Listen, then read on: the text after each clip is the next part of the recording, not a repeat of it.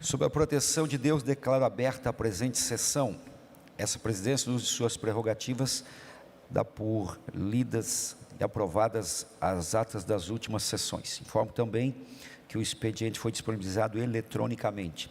Em função do calendário especial, não teremos o horário das breves comunicações, vamos direto ao horário dos partidos políticos. Primeiro horário, PDT, por até 3 minutos. Não havendo quem queira usar a palavra. Segundo horário do PL, por até 16 minutos. Também não havendo quem queira usar da palavra. Terceiro horário, MDB, PSDB, por 12 minutos. Também não temos inscritos. Bloco União, PSD, PRD, 10 minutos. Também não.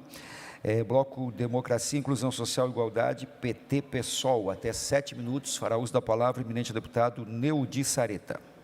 Vossa Excelência dispõe de até 7 minutos.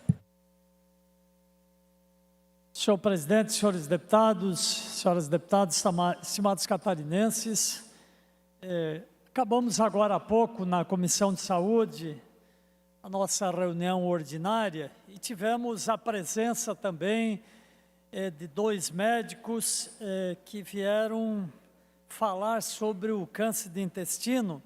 Nós estamos no mês de março, que tem uma lei estadual aqui também, relacionando o mês de março como o mês de conscientização sobre a questão do câncer de intestino, também conhecido como câncer coloretal, uma doença que ameaça de forma silenciosa as pessoas e que é um desafio para a saúde pública.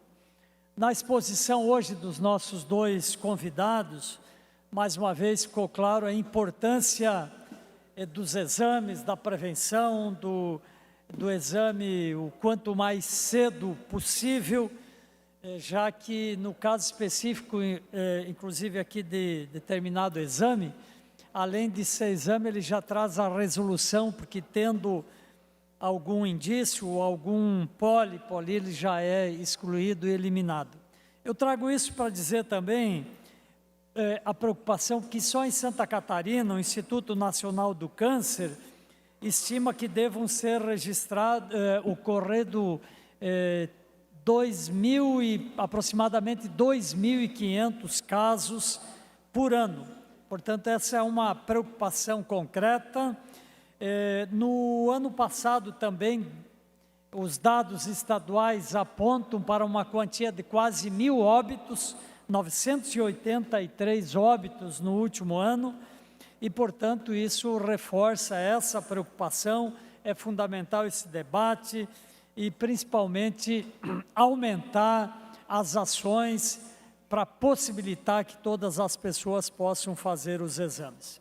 Eu ainda quero fazer uma referência nesse breve espaço sobre o dia de hoje, que é 4 de março, é um dia que se marca também sobre a conscientização sobre a obesidade e que nos convida, com certeza, para uma reflexão, conscientização e, principalmente, ação.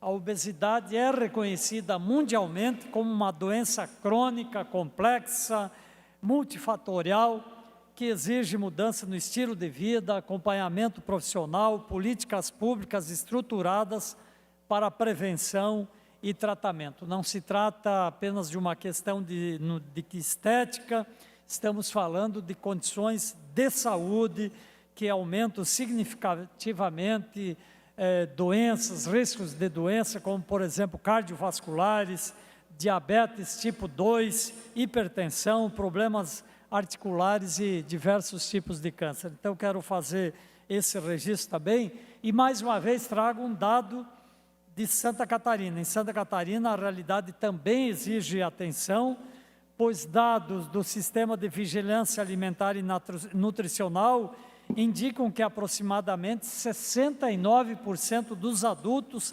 acompanhados na rede pública apresentam sobrepeso ou obesidade. Então, são dados importantes que nos preocupam também, mas uma alerta aí, principalmente para os responsáveis da saúde pública em Santa Catarina. Muito obrigado, senhor presidente. Obrigado, deputado Sareta. Esse deputado fui entrevistado também pelas mídias da casa com relação a um projeto que aprovamos que determina que os hospitais tenham equipamentos adaptados para obesidade nível 3, e esses dados se refletem no Brasil. 62% a nível de Brasil das pessoas também estão acima do peso. Parabéns, Vossa Excelência, por esse tema. Próximo horário é do bloco Podemos Republicanos Novo. Não havendo quem queira fazer uso da palavra. Próximo bloco, bloco PP. Também não havendo. Adentramos então na ordem do dia. Senhores deputados, na ordem do dia nós temos discussão e votação em turno único, projeto de conversão em lei PLC 0268/2025, autoria da Comissão de Finanças e Tributação, altera o artigo 7º da Lei 19.395/2025, que dispõe sobre a concessão de isenção e redução da base de cálculo do imposto sobre operações relativas à circulação de mercadorias e sobre prestação de serviços de transporte interestadual e intermunicipal de comunicação, ICMS, nas saídas dos insumos agropecuários, que especifica e estabelece outras providências. Parecer favorável da Comissão de Finanças e Tributação. Em discussão, não havendo quem queira discutir, em votação, aprovado. Também discussão e votação em turno único, projeto de lei 793/2025, autor deputado Alex Brasil, declara de utilidade pública a Associação Rede Feminina de Combate ao Câncer de São José e altera o anexo único da lei 18.278/2021, que consolida os atos normativos que concedem o título de utilidade pública estadual no âmbito do Estado de Santa Catarina. Para parecer favorável da Comissão de Constituição e Justiça e da Comissão de Saúde. Em discussão, não havendo quem queira discutir, em votação, aprovado. Pedidos de informação. Pedido de informação 31, iniciativa deputada Ana Campanholo, solicita à Secretaria de Estado de Educação informações sobre a cobrança do valor pela cooperativa escolar do CEDUP Abílio Paulo, no município de Criciúma. Em discussão, em votação, aprovado. Pedido de informação, deputado Vicente Caropreso, de número 32, solicitando ao secretário de Estado de Segurança Pública informações acerca da emenda impositiva 1736/2024. Em discussão, em votação, aprovado. Moção 64, deputado Marcos da Rosa, manifesta ao diretor-presidente da Anatel apelo para instalação de uma torre de telefonia móvel no bairro Franz Wolles, localizado no município de Blumenau. Em discussão, em votação, aprovado. Moções 66 a 71, deputados Gessé Lopes, Carlos Humberto, Alex Brasil e Sargento Lima, respectivamente, manifestando a diversos policiais militares de Santa Catarina aplausos por ato de bravura. Em discussão, em votação, aprovado. Esta presidência comunica que encaminhará aos destinatários, conforme determina o regimento interno, as seguintes indicações, 108 e 109. Esta presidência comunica também que foram deferidos, conforme determina o regimento interno, os seguintes requerimentos. Requerimentos de número 355 a 441. Passamos, então, fim da ordem do dia, a explicações pessoais. Primeiro inscrito por até 10 minutos, deputado Mário Mota.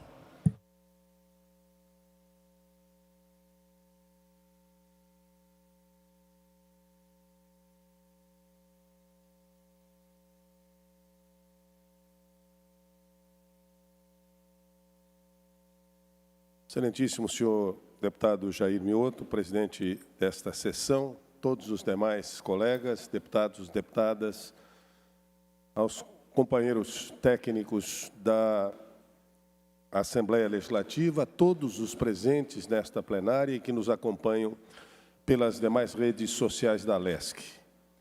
Eu ocupo esta tribuna hoje para falar de um tema essencialmente institucional, fiscalização e transparência como instrumentos efetivos de melhoria da gestão pública. Desde o primeiro dia do meu mandato, eu assumi um compromisso claro, fiscalizar com método, responsabilidade e base técnica. Não por antagonismo, mas por dever constitucional. Não para criar embates, mas para garantir resultados. Eu sou servidor aposentado da Secretaria de Estado da Educação. Eu conheço bem a engrenagem administrativa por dentro da Secretaria, seus desafios, suas limitações, mas, sobretudo, suas potencialidades. E foi com essa visão prática que ainda no primeiro semestre de 2023, nossa equipe realizou um levantamento completo de todos os contratos de obras em andamento firmados pela Secretaria Estadual de Educação em Santa Catarina. Cruzamos os dados, organizamos planilhas, analisamos cronogramas físico-financeiros e, em maio de 2023, lançamos um Power BI, um painel denominado Educação Nota 10. Um painel público à disposição de todos na internet, atualizado mensalmente desde então, transparente, há quase 3 anos no ar. Para que todos conheçam, se ainda não tiveram oportunidade, eu peço que no telão nós tenhamos a exibição exatamente do nosso Power BI. Lá está, painel, contratos, obras, Secretaria Estadual de Educação. Observem que por meio dos filtros disponíveis, aquelas 4 caixinhas à esquerda, região, município, escolas estaduais de objetos contratados, é possível localizar contratos por região, por município, por escola e até pelo objeto contratado. Hoje, conforme consta no painel, nós temos 328 contratos estaduais em escolas, somando aproximadamente 377 milhões em valores contratados. Esse instrumento trouxe visibilidade, organização e controle social qualificado. Dos 377 milhões, nós temos executados até agora pouco mais de 58%. Ainda em 2023, o Governo do Estado publicou os decretos número 80 e 182, reconhecendo a necessidade urgente de intervenções estaduais em hospitais estaduais, autorizando maior celeridade nas contratações. Saímos da educação e vamos para a saúde. Nesse contexto, em agosto de 2023, por meio de um pedido de informação, nós solicitamos agora à Secretaria de Estado da Saúde todos os dados relativos a obras em andamento nas unidades de saúde administradas diretamente pela pasta. São 10 hospitais públicos, 3 maternidades e incluímos também o Laboratório Central e o Centro Catarinense de Reabilitação. A partir disso, estruturamos um acompanhamento mensal à semelhança na educação, obra por obra, prazo por prazo. Identificamos contratos aguardando há meses a emissão da ordem de serviço e obras com execução abaixo do previsto no cronograma inicial, entre outras situações que demandaram atenção. É importante registrar: fiscalização responsável não paralisa a gestão, ao contrário, qualifica essa gestão. Hoje nós temos levantados 38 contratos de obras em andamento nas estruturas sob gestão direta da Secretaria Estadual da Saúde, totalizando 40,9 milhões em valores contratados, dos quais 16,9 milhões já foram executados. Como esses números variam mês a mês, eles precisam estar acessíveis à sociedade. Eu apresento hoje, à semelhança do Educação Nota 10, o nosso painel de contratos Saúde Nota 10, que, assim como ocorre na educação, passa a ser público e acessível a qualquer cidadão.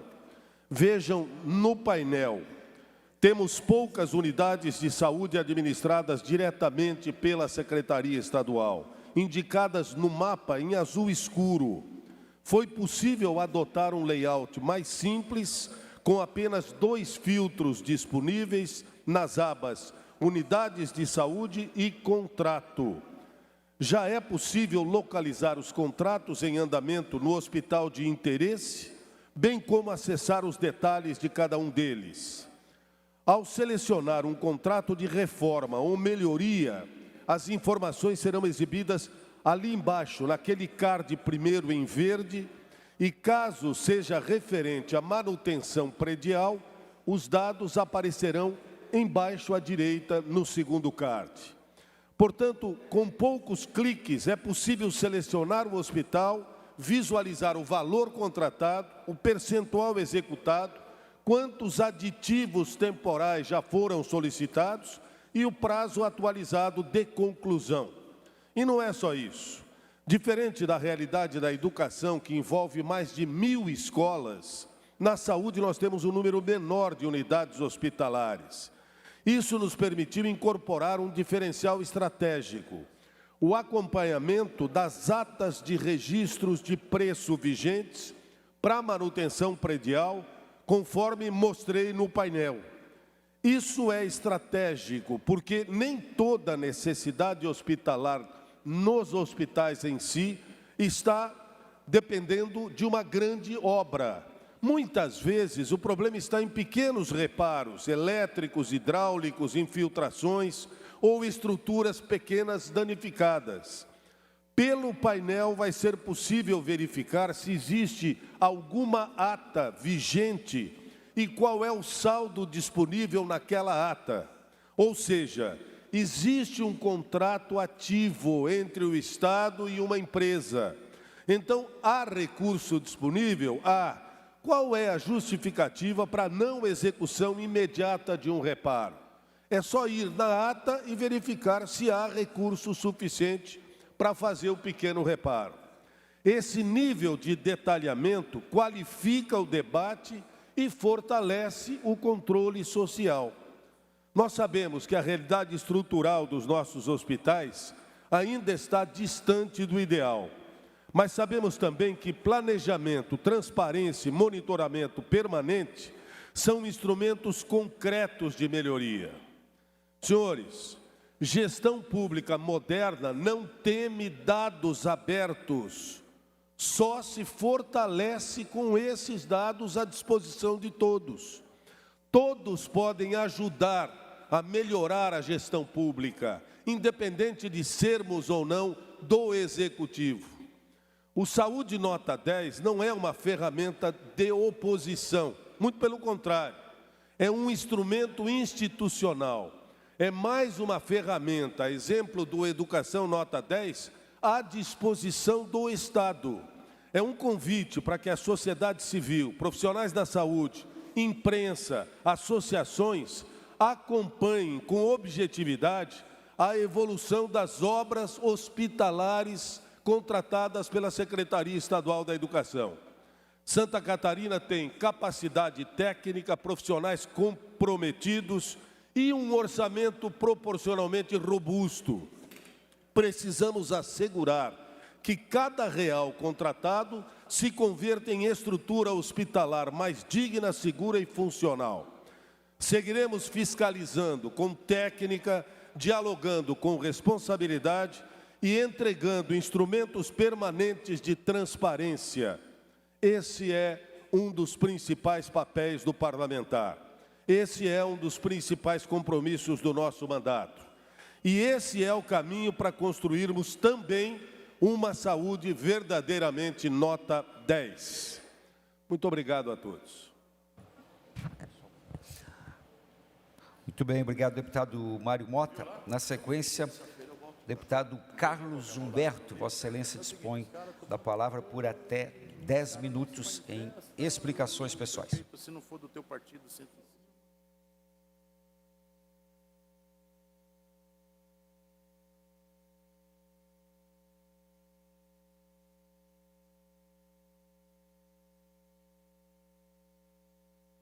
Não, mas eu dei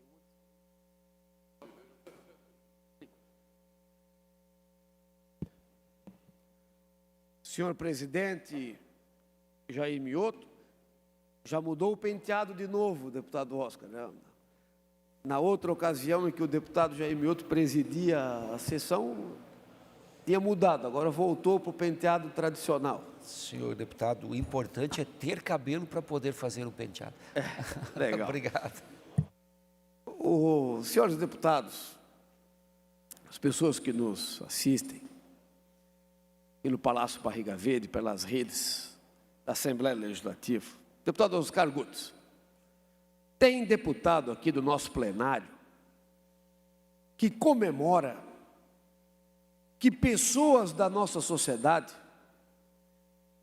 têm que se humilhar perante o governo para ganhar uma esmola que os escraviza para poder ter gás dentro de casa. Essa é a grande conquista. O que eles comemoram, Mário Mota, para mim é uma humilhação com a população brasileira. O Brasil e o governo federal acabaram de comemorar que bateram o recorde de pagamento de Bolsa Família, 20,5 milhões de pessoas. Aí eu pergunto, deputado José Lopes, o que nós temos a comemorar com esse dado? Qual é a grande vantagem que o governo federal nos traz com esses dados, Oscar Guts? Eu tenho vergonha, como brasileiro, como deputado, que nós tenhamos pessoas na nossa sociedade que ainda dependam do Estado para poder subsistir. O que o governo do PT e a esquerda conseguiram em 20 anos de governo é criar uma legião de miseráveis, dependentes, escravos do Estado, que é cada vez mais ditatorial e cada vez mais perverso. Eu, como brasileiro e irmão destas pessoas da minha comunidade, que foram levados pela incompetência do PT a essa condição, eu gostaria de ver a todo brasileiro empregado, sustentando a sua família através do suor do seu trabalho. O pai e a mãe poder chegar em casa com orgulho: está aqui, meu filho, eu estou lhe entregando um futuro e uma vida melhor do que aquela que eu recebi. E eu tenho certeza que os senhores que estão atentamente me olhando agora também sonham com a mesma coisa.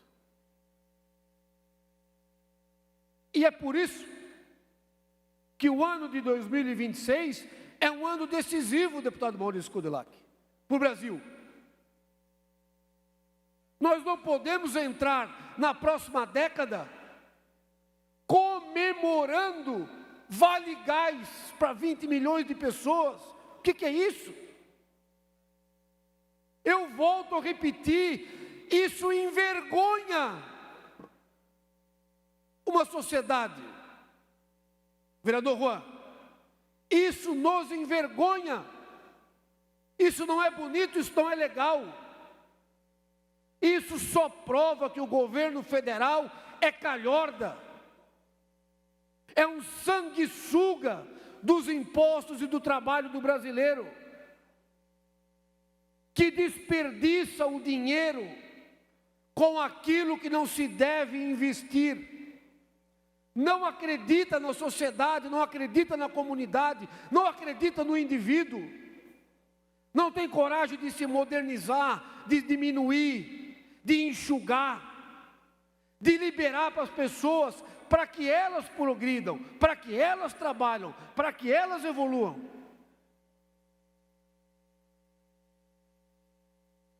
O deputado Oscar Guts está olhando aqui com atenção. Eu tenho certeza que, como eu, ele e os demais senhores aqui farão a sua parte nessa eleição. Não é possível que nós iremos condenar essas pessoas da nossa comunidade por mais décadas adiante, Alex Brasil. São nossos irmãos brasileiros que não podem depender do Estado para poder botar comida dentro da mesa, em cima da mesa. Não podem depender do Estado para ter um simples botijão de gás de 13 quilos. Isso me enche de vergonha, porém, me enche do espírito da responsabilidade de fazermos a nossa parte na eleição de 2026. Que Santa Catarina e o governo do Estado sirvam de exemplo para o Brasil, para que a gente consiga nos livrar destas âncoras que nos aprisionaram no passado e no subdesenvolvimento. E que a gente acredite num futuro que é possível, aonde nós, como comunidade, como irmãos que nos amamos, que todos nós tenhamos oportunidade de vencermos na vida. Antes de passar o deputado Jair Mioto, eu digo o seguinte: nós temos que mudar a nossa mentalidade. Se alguém disse para você que é o Estado quem vai dizer o que você pode e o que você não pode fazer, que é o Estado que dita as regras da nossa sociedade, essa pessoa te mentiu, porque isso é mentira. Somos nós, os cidadãos, que dizemos para o Estado o que ele pode e o que ele não pode fazer. Somos nós, os cidadãos, que dizemos ao Estado o que a gente quer e o que a gente não quer. Porque o Estado só existe para nos servir. O Estado, ele é servo da sociedade e não nós, escravos do Estado e do sistema. Por favor, deputado. Deputado Carlos Humberto, quero parabenizá-lo pela sua fala, que é de muita consciência, claro, muito respeito também às pessoas que precisam de um apoio, mas esse apoio não pode ser permanente. O sucesso de um plano social não está no número de pessoas que mais e mais ingressam nesse plano social. O sucesso de um plano social está no número de pessoas que não precisem mais depender dele. Então, o que está acontecendo no nosso país é aquilo que a gente já viu, inclusive, em uma fala do atual presidente da República, que diz que o Brasil, na concepção dele, para dar certo, tem que ter muita gente ganhando pouco. Um presidente que se posiciona contrário ao agronegócio, se posiciona muitas vezes contrário ao empreendedorismo, e o nosso Estado é campeão de empreendedorismo. Nós temos mais de 1 milhão de CNPJs, mas é triste ver que temos estados do Brasil que tem mais pessoas dependentes de Bolsa Família do que pessoas com carteira assinada. Então, parabéns pela sua fala, que é de conscientização ao povo brasileiro e, claro, respeito a quem necessita, mas que a melhor política social é o emprego, é a pessoa empreender, é crescer. Então, parabéns, e que o nosso povo possa se conscientizar cada vez mais que não podemos viver na dependência do Estado, mas sim empreender, gerar riqueza e produzir. Muito obrigado. Eu quero que o senhor saiba que o senhor fazer uma parte aqui no meu discurso, para mim é uma honra muito grande, né? O senhor que tem gabarito, que tem história na política, vários mandatos, quando me faz uma parte, engrandece a minha fala. Mas dessa maneira, eu encerro, o presidente Oscar Gutz, e agradeço pela oportunidade. Obrigado. Muito bem, obrigado, deputado Carlos Humberto, pela deferência. Na sequência, deputado Vicente Caro Preso, inscrito em explicações pessoais, não estando presente. Na sequência, deputado Júnior Cardoso, que também abre mão então de seu tempo. Na sequência, deputado Antídio Lunelli. Muito bem, não havendo mais inscritos, esta presidência, antes de encerrar a sessão, convoca outra ordinária para o horário regimental hoje à tarde. Está encerrada a presente sessão.